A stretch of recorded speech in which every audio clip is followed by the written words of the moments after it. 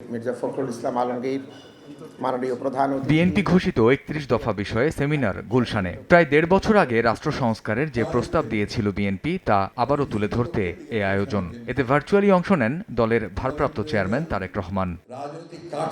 অনুষ্ঠানে মহাসচিব মির্জা ফখরুল ইসলাম আলমগীর বলেন, জাতিকে এগিয়ে নেয়ার ভাবনা থেকেই রাষ্ট্র সংস্কারের প্রস্তাব দিচ্ছে বিএনপি, যা ৩১ দফার সঙ্গে মিলে যাবে। আমরা আশা করি যে আমাদের এই ৩১ দফা এটা সম্মিলিত, এটা শুধু বিএনপির দফা নয়, এটা আমরা সমস্ত রাজনৈতিক দলগুলো যারা আমরা যুগপৎ আন্দোলন করছিলাম সেই যুগপৎ আন্দোলন সব দলগুলো একমত হয়েই আমরা আমাদের ৩১ দফা প্রণয়ন করেছিলাম। আমি বিশ্বাস করি যে আমাদের এই দফাগুলোর সঙ্গে নতুন যে সংস্কারের প্রস্তাবগুলো আসবে তার সঙ্গে অনেকগুলো মিলে যাবে।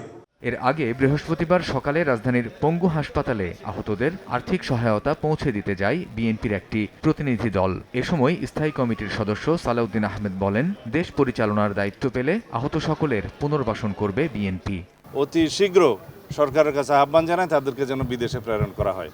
বিশেষ করে যারা চোখের আঘাত নিয়ে আছে, যারা এখানে দৃষ্টিশক্তি হারিয়ে ফেলেছেন এবং এমন কিছু ইনজুরি আছে শরীরে যে এখানে সুস্থ চিকিৎসা বাংলাদেশে হয়তো এত উন্নত চিকিৎসা সম্ভব নয়। যদি ইনশাআল্লাহ আমরা দেশ পরিচালনার দায়িত্ব পাই, তখন অবশ্যই সকল আহত এবং সকল শহীদদের পরিবারের সাথে আমরা বসে যেভাবে পুনর্বাসন করা দরকার, চিকিৎসা করা দরকার, সেই ব্যবস্থা আমরা নেব।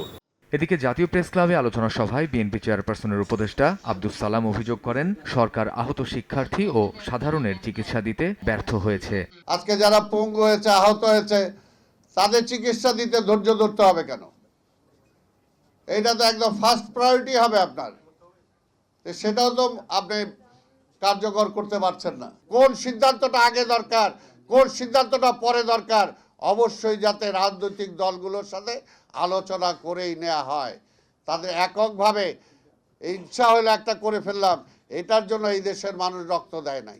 সরকারকে দ্রুত সময়ে নির্বাচন উপযোগী পরিবেশ তৈরি করার দাবি জানান বক্তারা। কামরুজ্জামান মামুন, সময় সংবাদ, ঢাকা।